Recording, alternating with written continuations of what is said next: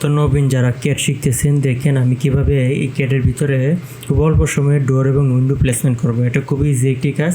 আপনাদের যেখানে লাগতো আধা ঘন্টার সময়, আমি সেখানে 3 মিনিট সময় ব্যবহার করে এটা করতে পারবো।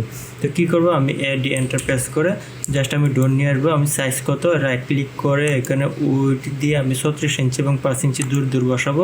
তো এখানে দেখতে পাচ্ছেন এই যে আমার কিন্তু ডোর হয়ে যাচ্ছে। ঠিক আছে, আমি যেখানে যেখানে ডোর দিতে চাচ্ছি সেখানে আমি ইজিলি দিতে পারতেছি। আমি কোন পাশে ডোর দেবো সেটা হচ্ছে আমার, এই যে দেখেন আমি এই পাশে দিতে চাচ্ছি, এই পাশে।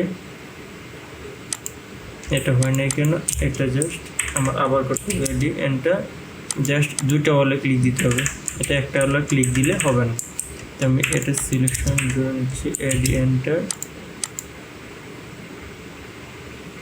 এই যে হয়ে গেল। এই সেম দেখেন আমি দরজাগুলো কিন্তু বসায় বলতেছি জাস্ট ইজিলি। ধরেন যে আমি উইন্ডো দিব, উইন্ডো কতটুকু দিব, তো আমি ধরেন যে 60 ইঞ্চি এবং মিডিলে দিব। যে দেখেন আপনার ইচ্ছা কোথায় উইন্ডো দিবেন।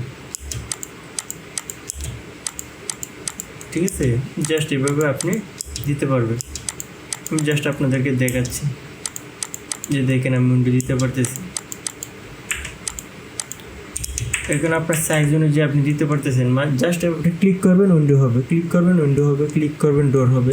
ইজিলি আপনি বসাতে পারবেন। এটা হচ্ছে একটা প্লাগইনের সাহায্যে। তো ধন্যবাদ সবাইকে। আমরা পরবর্তী বিস্তারিত আলোচনা